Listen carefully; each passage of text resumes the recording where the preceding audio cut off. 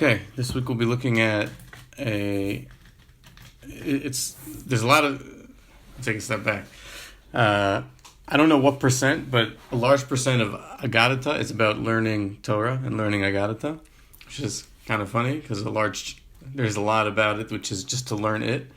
So we'll be discussing that today, kind of this concept of the importance of learning Torah, but in particular the importance of learning it at night. We'll see this actually comes up all over the place. We'll be just looking at a lot of nice ideas throughout Shas that revolve around this general concept of the importance of learning Torah and the importance when to learn Torah. Like, is it best to learn it at night, during the day? And so we'll just kind of examine some of those ideas and some different opinions on that. So just by kind of to set the stage, it's probably best to look at this Midrash in Vayikra Rabbah, which we'll go through some of it in the beginning, which is a bit related but a bit not related, just because it's interesting. And then at the end of it, it'll touch on what we'll use as a springboard to discuss all the other Gemarot that talk about this idea of learning at night versus learning during the day. So Vayikra Rabbah in Perek Yutet, Piska Aleph says as follows. Amar Bishmuel bar Ami, Divrei Torah tzurichin hashchara v'ha'arava. So you need to learn both in the morning and in the evening. Shneimar, and there's a pasuk in Yov, Mi achin la'orev tzedo, lamod me'eliyahu, yidei she'yishchir ve'eriv b'Torah, v'lo kfar zimanti lo orvim, shneimar, ve'orvim mevi'im lo lechem u'basar ve'gomer. Me'echan hu mevi'im lo, mishulchano shel Yehoshaphat. Okay, so there's a few things going on here. So one is that when God is speaking to Eov out of the storm, so he mentions all these different animals and all the wonders of creation. And God says at one point, who prepares the food for the raven, the Orev?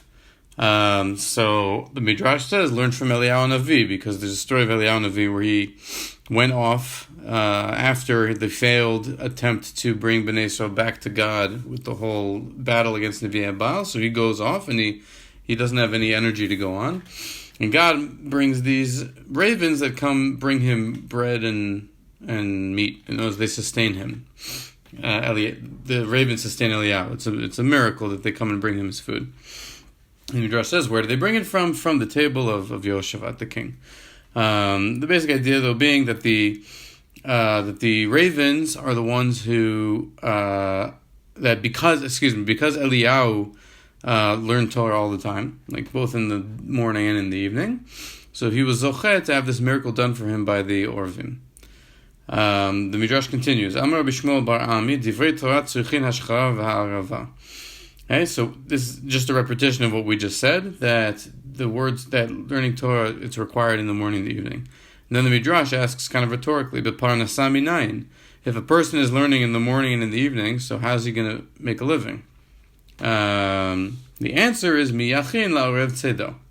So here we have a particular approach, which Johnny probably won't like, which is that if you learn, right, Eliyahu did, shemashchir u'ma'ariv, that if you're learning all the time, then the rhetorical question of who prepares the food for the raven, where the answer to that question is God. So God will provide. Just as God provides for the raven, just as God provides for Eliyahu, so too God provides for anybody who learns Baboker u've'erev.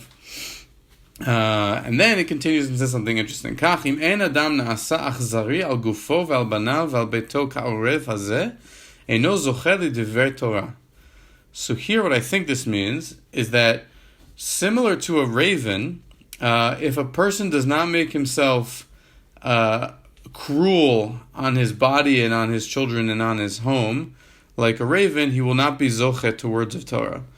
What that means is, if you want to really learn a lot of Torah, then you need to forego all of these other things, right? You need to forego your body by not spending a lot of time eating, and you need to forego your family on a certain level. You need to be somebody who is cruel. It even uses the word cruel, but that's the only way to be zocheh l'divrei Torah, is to be like a raven. And just as a raven is cruel to its own children and doesn't provide them with food, so too that's how you need to act if you want to be zocheh for divrei Torah. So that's the idea behind mi'achin la'orev tzedo, that the raven doesn't waste its time trying to find food for itself or even for its kids, but rather it deals with more important things, and then eventually all those things are taken care of anyways. That's the first half of this midrash. The next section says as follows: Rabbi Asi Ava Askan. Rabbi Asi was I think Askan here it means someone who he's a doer in the sense that he wants to go out and see this in practice. So he wants to really understand, is it true that that's how ravens are, that they are cruel to themselves and to their families? Is that really do ravens really exhibit that behavior? So what did he do? Chame chadorev aved ken aved bein. So he saw a raven that one time had made a nest, and it had laid eggs in the nest. Aved efrochin, and then the eggs hatched and became little ravens. So nasvinun viavinun bekidreta chadata ve'asha ba'pehon tlateyomin. So what he did was he came and he took a kedera, like a pot. He took some of the ravens, the baby ravens, and he put them in the pot, and he closed the lid, and he trapped them there for 3 days inside of the pot. Batar tlateyomin patach ba'pehon lemeda ma'inun avdin. And after 3 days, he opened the lid of the pot and peeked in to see what they were doing. Ashkach yathon de avdin soa, and he saw that whenever they went to the bathroom, v'tsoa avda yatushin, that there were insects in the tsoa that the baby ravens had done. V'avo parchin le'el minhon v'achlin lahon, and then the ravens would fly above their own excrement and eat the yatushim that had come out of the excrement, like eat the worms and the bugs that had come out of the excrement in order to survive. So okay, and so for Rabbi Asi, this was a confirmation of this concept of how the ravens being willing to eat even like the bugs inside of their own so'ah, that right, they are achzari when it comes to the dealing with their own sedah. They're not worried about it. Even the baby ravens that's how they're dealing with it. And this isn't really the point. It was just kind of an interesting side note that Rav Asi went out and he did kind of a nature experiment to try to confirm this concept. Okay, now we're going to get to the part that's important for the rest of the shir. Rabbi Yochanan v'Reish Lakish. Right? Obviously two Amoraim that argue a lot. Rabbi Yochanan amar ein rina ela Torah shel Torah ela b'Layla. Shnei amar kumi roni b'Layla. So Rabbi Yochanan says the only joy of Torah is at night. As it says in Eicha, get up and be joyful at night. Reish Lakish amar b'yom u'v'Layla. Reish Lakish says no, during the day and during the night. Shnei amar v'gita bo b'yom v'Layla. Classically, that you should be learning Torah all the time, that during the day and during the night. Reish Lakish have a pashet kra'eh. One time Reish Lakish was going and learning pshat in different psukim. V'chad hava mate be'ilein kra'eh. And he came across two psukim. Came across the pasuk from the Eshet Chaya, v'takom be'od laila, that she gets up in the middle of the night, and the pasuk from Eicha that we just saw, kumi roni b'layla, both of which are understood to be referring to the idea that it's good to get up and learn in the middle of the night, or learning at night is a good thing. Haya omer yafel limdani Rabbi Yochanan. So he recants, right? He says, actually Rabbi Yochanan, he taught well, that he said that really the rina of Torah is Torah that's learned at night and not Torah that's learned regardless of whether it's during the day or at night. Chazar ve'amar leit atun chamin ulfani man nehir ba'pi ve'lama dehava delela v'dimama. And then Reish Lakish goes and says, the reason that you don't see the learning that is brightening my face is because it's learning from both the day and the night. In other words, Reish Lakish says the reason that my face isn't radiant or glowing or exuding some sort of light from the Torah knowledge that I have is because I learned that Torah b'yomam v'layla instead of just b'layla. If I had learned it just b'layla or made the layla the ikar of my Torah study, then the implication is my face would be radiant. So what does that mean, right? What is the idea behind that statement of Reish Lakish? So that's what we're going to try to understand. Just a Gemara that kind of has a similar... Ron, yeah. Question. So Reish Lakish said you should learn Torah day and night, right? Because of the pasuk v'hita b'yom v'layla. Okay, and then we brought two psukim to say that really you should do it at night. So Reish Lakish chazal bo and said that you should only learn Torah at night. But what about the Tabal Yom Balilah, which is that classic pasuk that we use the whole time? Yeah, so good question. So the argument here isn't about whether you should only learn Torah at night or during the day and during the night. Everyone agrees that you should always learn Torah as much as you can, right? But the question is there any sort of primacy to Torah learning at night? Or does it not make any difference? Is there something special about learning at night? The fact that and this is what we'll get to, is there anything about the fact that you're learning at night which has more significance in that you are being mashkia, what would normally be used to sleep, instead to go to learning, and also that the setting of learning at night is a very different setting than what you would be able to learn during the day, in that it's private, in that it's quiet. So all those things, do they contribute to a different level of Torah learning than learning during the day? So Rabbi Yochanan argues yes, and Reish Lakish initially says it doesn't matter. It's Torah learning is Torah learning, but then he goes back on it.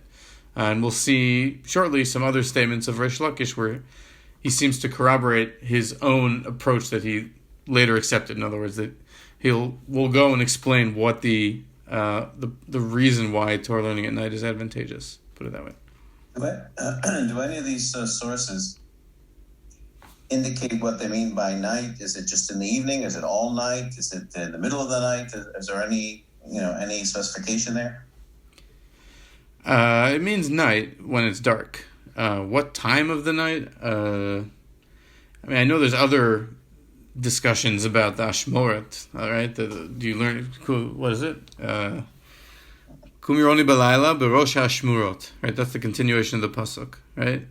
So get up at night, B'Rosh Hashmurot, which is the first watch, which would be the first third of the night.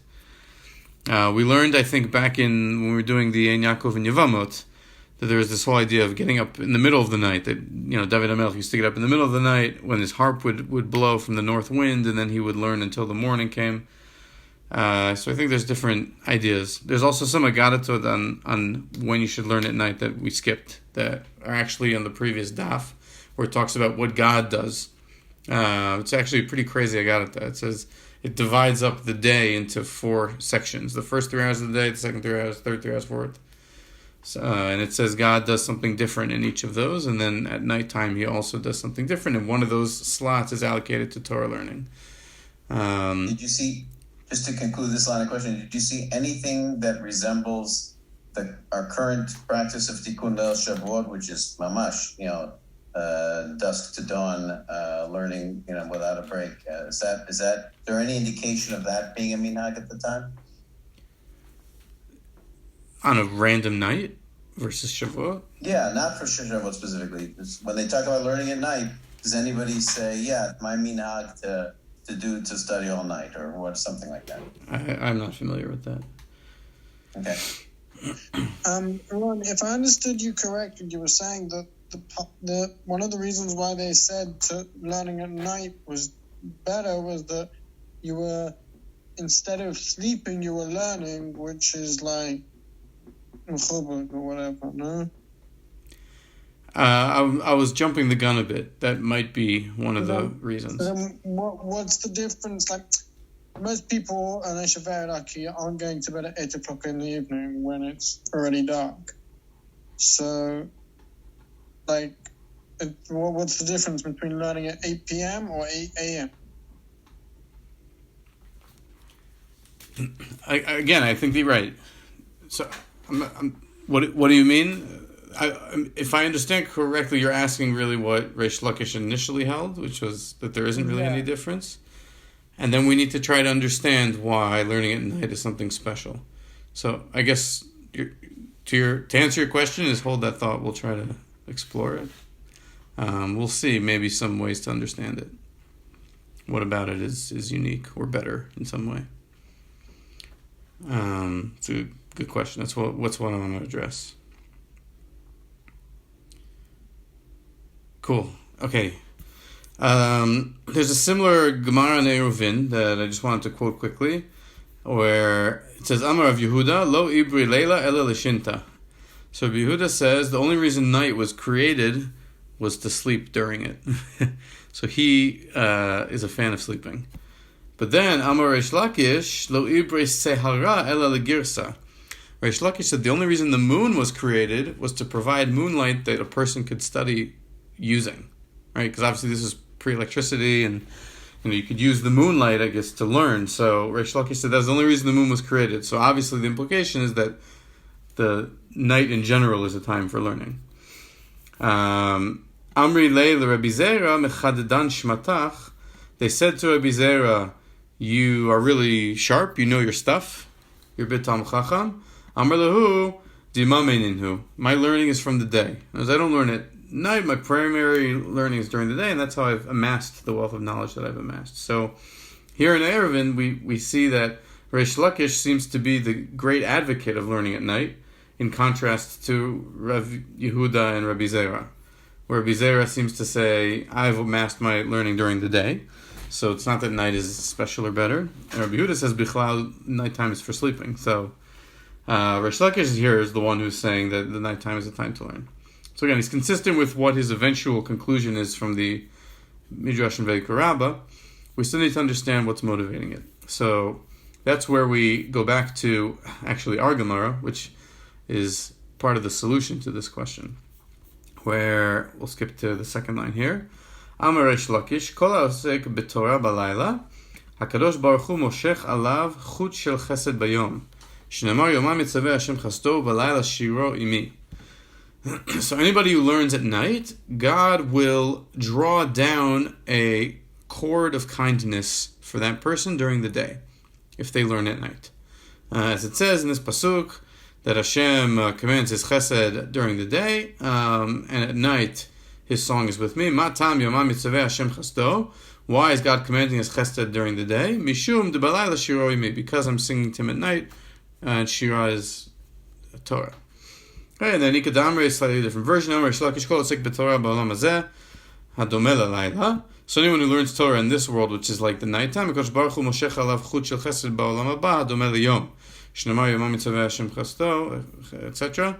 So it's the same drasha, except instead of the night and day in this world, it means this world and the next world. It's the same concept.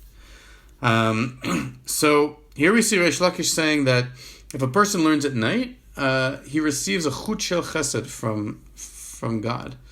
What is a chut shel chesed? What does that mean? So to understand, we can look at a couple of other examples of chut shel chesed that appear throughout Shas.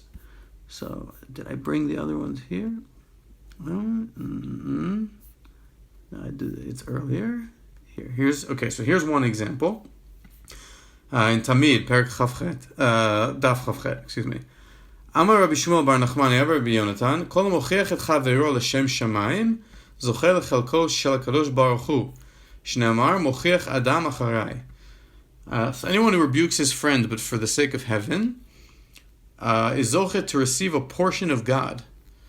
And the way we know that is, there's a pasuk in Mishlei which says, whoever rebukes a man, acharai, right? So rebukes a man after me, after God. Then it continues and says, V'lo od ela shemoshchin alav chut shel chesed, shneimar, chen yimtza mimachlik lashon. The end of that pasuk is he will find favor, more favor than one who flatters with his tongue. And chen here is, right, chen is, I translate chen, what's the word? Chen is favor, finding favor. What did you say, sorry? Grace. Grace, good, yeah, grace.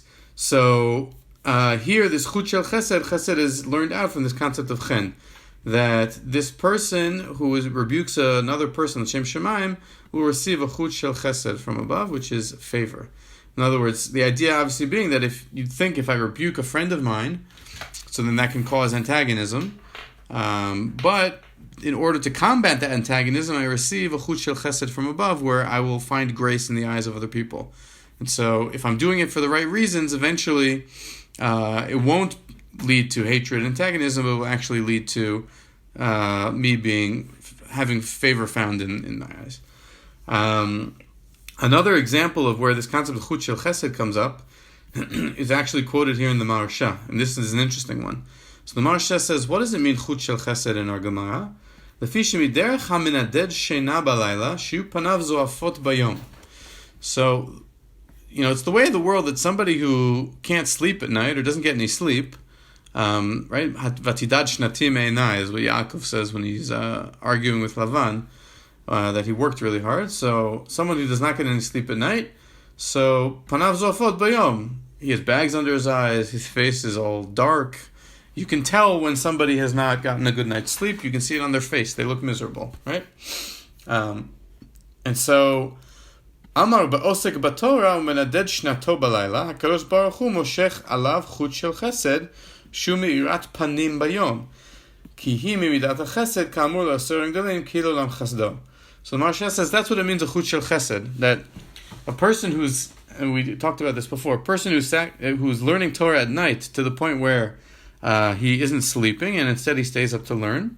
So you'd think that then he will suffer the next day in the sense that he will be tired and that it'll show on his face that he didn't get a good night's sleep. So he will receive this chut shel chesed, and chesed here is chen.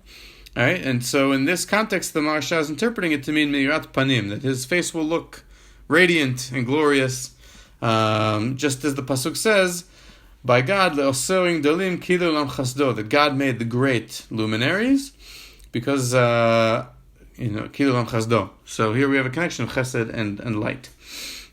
And then the Maharsha continues and says, v'hachi amrinam b'perek kama de Megillah, Esther yerakreket hayta, ela she'akadosh baruch hu mashach alea chut shel chesed. So there's a famous Gemara in Megillah that says Esther was green, yerakreket, green-skinned, or perhaps that's what it means, right? But how could that be, right? We hear all these stories about how she was so beautiful and everybody was so taken with her and she didn't put on any makeup and she won the king's heart. So she was Yoach. How is any of that possible? And the Gemara says, that God brought this cord of chen, right? Grace. And obviously chen comes up a lot in the context of this Esther, right? It says, Vatisa chen v'chesed kola betulot, that she found more favor in the eyes of the people than all the other virgins. Vatita v'ne'ara be'enav vatisa chesed lefanav, right? That she found chesed in the eyes of Achashverosh, and that's what defined her. So here, what the chut shel chesed is, this divine beautification in a place where there is something that isn't beautiful. So just as a person who stays up late at night, right, it affects the way he looks and it affects the way he feels, but then he receives this chut shel chesed, which gives him the grace to then go out and, to be as though he hadn't stayed up all night. And even better than if he hadn't learned Torah. It's like an extra gift of extra radiance during the day. And the same thing with Esther, where Esther, that she was Yoach, but she received this chut shel chesed, and it made her the most beloved and the one who found the most grace, right? And she got all the favors from Shashgaz, the Srisim, because she found so much favor in the eyes of everybody. This is a chut shel chesed that she received from God. So here we see this concept of the chut shel chesed. What it means is taking something that would either lead to antagonism, like we saw with the rebuking, or in a situation where there's something that there's no grace or a lack of grace, and it provides the grace to overcome the antagonism or the lack of beauty that's there. Just as a side note, perhaps a more literal understanding or more appropriate understanding of what Yoach means here is actually there's a discussion in the context of Brit Milah where it discusses babies that are Yoach. And it discusses whether you have to postpone a Brit Milah in that case. And basically, the common understanding is Yoach actually doesn't mean green; it means yellow, and it's kind of a jaundicey type thing. In other words, when it comes to Brit Milah, if a baby has Yoach and you consider postponing the Brit Milah, so that's because the baby probably has jaundice.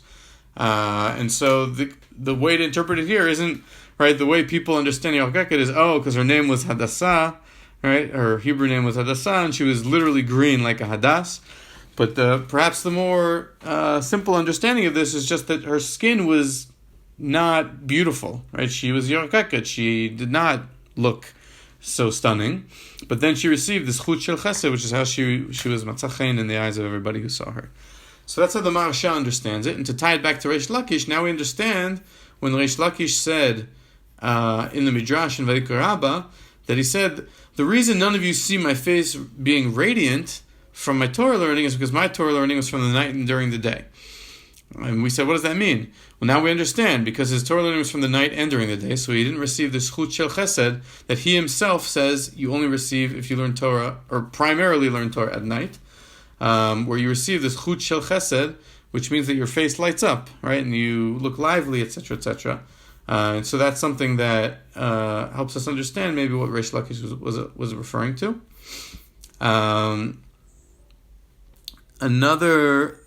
So I just want to finish, because we don't have that much time. I want to just close with a couple of short Gemaras that also talk about the importance of learning Torah at night. So there's one here that's quoted in the Iyun Yaakov on our Sugya, where the Iyun Yaakov quotes Menachon and Daf Kuf Yud, where it says, Kol העוסק בתורה בלילה כאילו הקריב תמידין. Anyone who learns Torah at night, it's as though he offers the daily offerings in the Beit HaMikdash. Lekach HaKadosh Baruch Hu moshech alav chut shel chesed bayom. And that helps. So the Iyun Yaakov is just pointing out that we have here in our Gemara in Avodah Zarah this idea of if you learn at night, it gets paid forward to you during the day. So that works nicely with this totally separate teaching that anyone who learns Torah at night, it's as though he brings the korban tamid, which is the korban that's brought at the beginning of the day and at the end of the day. So it's the chut shel chesed during the day. It's as though you had brought those korbanot. So that ties together nicely. And then another couple of Gemaras, it says in the Gemara in Tamid and Daf Lamed Bet Amud Bet. So Tana Rabbi Chia, Kol העוסק בתורה בלילה שכינה כנגדו. Anyone who learns Torah at night, his chavrusa is the Shechina. So what's the idea here? So I think we talked about it before, that maybe why Torah learning at night is so powerful and important is that you're learning by yourself, right? You imagine you have like the candlelight or the moonlight, and everybody's sleeping in your house, and instead of going to sleep, you're staying up and learning. So it's ki'ilu, because you're doing that, God is there with you, right? As opposed to when you're learning Torah in other settings where maybe it's not the case. There's a certain intimacy of your learning in your house by yourself at night, by the candlelight or by the electric light, where the Shechina is joining you in your learning. Shneimar kum ironi balayla l'rosh hashmirot shifchi kamayim libech nochach pnei Hashem. The way we know that is you should get up at night, right in the first watch, and pour your heart out like water before God, which implies that God is there for you to pour your heart out before Him with Torah learning. And finally, this short Gemara in Moed Katan and Daf Ted Zayin Amud Bet, Amar Rava kol העוסק בתורה מבפנים תורתו מכרזת עליו מבחוץ. Where Rava says anyone who learns Torah inside will be rewarded with his Torah being announced and spread outside, which it doesn't directly tie to night and day, but I think it's a clear parallel, with the idea being that people who learn b'tzinah, right, they're not learning the Beit Midrash, or they're not teaching with all the students, but they're right, the way you really acquire Torah knowledge, and perhaps this is the real reason why Torah learning at night is considered primary compared to Torah learning during the day. Why is everyone lauding learning at night? Because that's when you really accumulate. That's when you become someone who really knows Torah, right? It's not during the day when you have a million distractions and when there's other people around. And sure, you learn in the Beit Midrash and you have all those interactions, but the time that you really become a baki in Torah is when you're sitting by yourself and there's silence and it's dark outside, and that's when you have a chance to really sit and learn. And you do it b'tzinah also. You're not proving anything to anybody, and you're not part of anything, and you're not even being motivated by interacting with other people. You're just doing it for its own sake, just at night, and you're foregoing sleep in the process. It's just pure Torah learning. God is there with you, and you're rewarded by the fact that if you do that, Torato machrezet alav mibachutz, because the only way to become a real Talmid Chacham is if you learn at night. And then if you learn at night, that's how you gather all the knowledge, and then you can go and your Torah will be spread during the day. That last point I just made obviously contradicts what we saw in the name of Rabbi Zera before, where he is complimented as being a great scholar, and he said, I learned it all during the day. But leaving that aside, there is this concept that learning at night, it's favorable to learn Torah at night, which is, and then Tikkun Chatzot and all that stuff, which then evolved around that idea that learning at night is when God is with you, and the Nochach Bet Hashem, Nochach Pnei Hashem, that you can converse with God, and that your Torah learning is is on a higher level, and then during the day you also will get rewarded for it, and that your Torah will be spread, and they will see this chut shel chesed. You will be blessed with grace and radiance, and be able to spread your light through the Torah that you would learn during the night. Spread that during the day. Adkan. It kind of goes a bit against what we're familiar with in terms of learning Torah, right? Like, first of all, what you said and concluded is nice. It's like, it's great. I enjoyed it. But we tend to don't, we have the whole thing with learning the chavrusa, right? And why do we make sure we always learn with someone, so that your Torah doesn't stay with you? We might have even spoken about it in, over the Chabur, I don't even remember, all those quotes and presumably Gemaras which talk about how great it is to learn with other people and stuff kind of goes against this. You're right. There's in Pirkei Avos it's Knei Lecha Chaver, right? Say Charav Knei Lecha Chaver, and then I think Chafetz Chaim has a commentary on Pirkei Avos where he gives a few different reasons of Knei Lecha Chaver, why it's important to learn with other people, specifically not by yourself. Right? He says that you motivate each other, you sharpen each other, different perspectives. Right? When you're learning by yourself, you don't have any of those things available. So I think you're right, and there's obviously that tension here. I mean, we saw that Rabbi Yehuda says go to sleep, and Rabbi Reish Lakish himself initially thought during the day. Rabbi Zarah says I learned during the day. So I think there's different schools of thought. Obviously, presumably the conclusion could be during the day learn b'chavrusa, during the night learn by yourself. Right, and then you cover all your bases. Yeah. Yeah. And then if you want to know how you can make a living, so be like a raven and don't worry about it, and it'll work itself out. I think you're right, meaning, they're not saying it's better to stay up all night and learn and then be too tired to go to the Beit Midrash. And obviously there's aspects of learning during the day which are superior to aspects of just learning at night. But I think what they're trying to highlight is that there are also aspects of learning at night. There's some, right, you could even take it to the Segula direction, which is, where it kind of evolved to, of there's something, the gates are open and but just in general, at night, there's not distractions going on, and so you can approach your learning in a different way than during the day, that's all. And maybe there's some higher level to that. And the fact that you're sacrificing sleep versus during the day, where anyways, all right, maybe you've sacrificed in the sense that you've carved out time to learn, but you're not foregoing sleep, and everybody loves to sleep, most people love to sleep, so there's something about that really makes, it's more, you're zocha to more of a reward in a sense by doing it at night than during the day. But is this like the idea of mishmar comes across? Mishmar? Of staying up all night? Yeah. Yeah, we were talking about that before. I don't know if it's saying that you should stay up all night. It's not making any statement of stay up from the beginning of the night to the end of the night. It's just saying whoever learns Torah at night, right? It's more general. That doesn't kind of say you should stay up to Vatikan and then take a nap and wake up. It's just the concept of learning at night as separate from the concept of learning during the day. I didn't see, at least in the sources from the obviously later sources, right, do discuss that sort of thing, but at least in these Gemarot and the Midrashim, it was more just kind of learning at night versus learning in the day versus staying up the entire night.